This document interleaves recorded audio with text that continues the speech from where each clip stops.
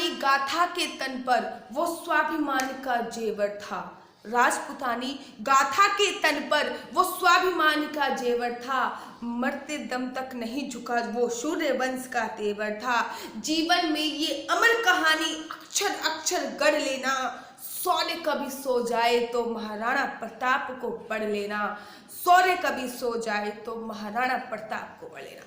नमस्कार, मैं आशु परिहार चौहान। आज हम बात कर रहे हैं उस महान योद्धा की जो 8,000 सेना लेकर 80,000 सैनिकों पे जिन्होंने चढ़ाई कर दी थी। आज हम बात कर रहे हैं उस महान योद्धा की जिन्होंने अपने से 4 गुना ज्यादा मुगल शासक को काटा और राजपुतानी आन बान शान को बरकरार रखा था। आज हम बात कर रहे हैं उस महान योद्धा की जो न कभी झुका न कभी रुका, बेशक घास की रोटी खाई लेकिन अपने स्वाभिमान को जिंदा रखा। आज हम बात कर रहे हैं महाराणा प्रताप की। महाराणा प्रताप जन्मोत्सव की आप सभी को बहुत बहुत शुभकामनाएं। आज महाराणा प्रताप के जन्मोत्सव पर मैं आप लोगों के लिए 2 ऐसे अनसुने किस्से लेके आई हूं जिसपे सुनने के बाद आपको राजपूत होने पे अभिमान होगा, जिसको सुनने के बाद आपको हिंदू होने पे अभिमान होगा, जिसको सुनने के बाद आप फक्र करोगे कि आप उसके वंशज हो जिसके बाप दादा खेल खेल में सिंहों के जबड़े फाड़ देते थे। मैं बात कर रही हूँ उस समय की जब वियतनाम और अमेरिका का युद्ध चल रहा था।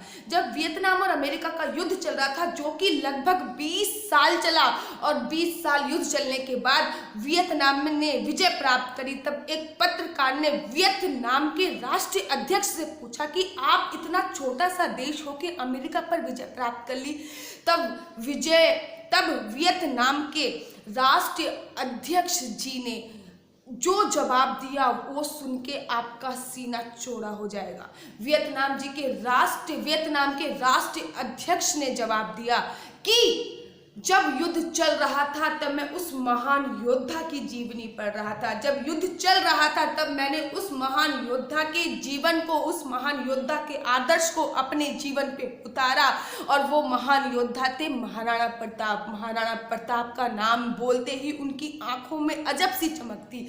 जी हाँ, और तो और जब वियतनाम के वो राष्ट्रीय अध्यक्ष मरे तो उनकी समाधि के बाहर लिखवाया गया कि महाराणा प्रताप के शिष्य की समाधि। और कालांतर में जब वियतनाम के विदेश मंत्री भारत आए तो कार्यक्रम के अनुसार पहले उन्हें लाल किला दिखाया गया, फिर उन्हें गांधी जी की समाधि दिखाई गई और जब उन्होंने बोला कि महाराणा प्रताप की समाधि कहाँ है तब उन्हें उदयपुर लेके जाया गया। और जब उन्हें उदयपुर लेके जाया गया तब महाराणा प्रताप की समाधि पर उन्होंने आंखें झुकाई, उन्होंने हाथ झुकाए, उन्होंने उनको प्रणाम किया और वहाँ की एक मुट्ठी मिट्टी अपने बैग में रख ली। जब पत्रकार ने पूछा कि आपने यहाँ की एक मुट्ठी मिट्टी अपने बैग में क्यों रखी है तो उन्होंने बोला कि ये वो मिट्टी है यहाँ पर वीर योद्धा जन्म लेते हैं। अगर ऐसे वीर योद्धा हमारे देश में जन्म लेते तो आज वियतनाम पूरे विश्व में सबसे शक्तिशाली देश होता।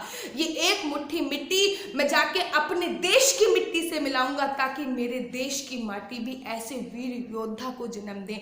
ऐसे हैं हमारे महाराणा प्रताप। दूसरा किस्सा मैं आपको सुनाती हूँ। जब अब्राहम लिंकन भारत दौरे पे आने वाले थे तो उन्होंने अपनी माँ नैन्सी से पूछा कि मैं भारत दौरे पे जा रहा हूँ, आपके लिए क्या लेके आऊँ। तब उनकी माँ ने कहा था कि बेटा तुम मेवाड़ जाके हल्दी घाटी का यहाँ पे युद्ध हुआ था, यहाँ पे महाराणा प्रताप ने जन्म लिया था, वहाँ की एक मुट्ठी मिट्टी लेके आ जाना ताकि उस मिट्टी से मैं अपना श्रृंगार कर सकूँ, ताकि उस मिट्टी को मैं अपने दिल पे लगा सकूँ। यहाँ पर ऐसे वीर योद्धा जन्म लेते हैं।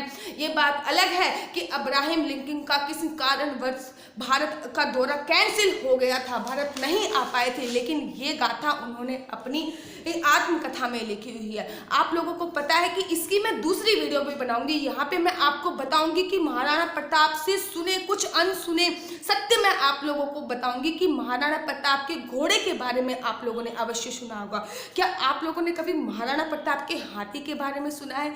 महाराणा प्रताप का वो हाथी जो अकेले ही 13 हाथियों को मार गिराता था। राम प्रसाद नाम था उसका।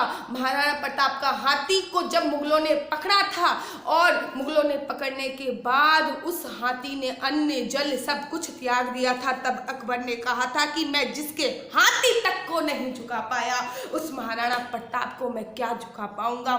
ऐसे अनसुने किस्से मैं दूसरी वीडियो में बनाऊंगी और वो दूसरी वीडियो मैं कल ही भेजूंगी आपके पास, कल ही फेसबुक, कल ही सोशल मीडिया पर डालूंगी। महाराणा प्रताप के जन्मोत्सव की आप सभी को बहुत बहुत शुभकामनाएं। हमेशा राजपूत होने पर घमंड नहीं, गर्व कीजिए। जय जय श्री राम, जय श्री कृष्णा, जय राजपूताना, जय महाराणा।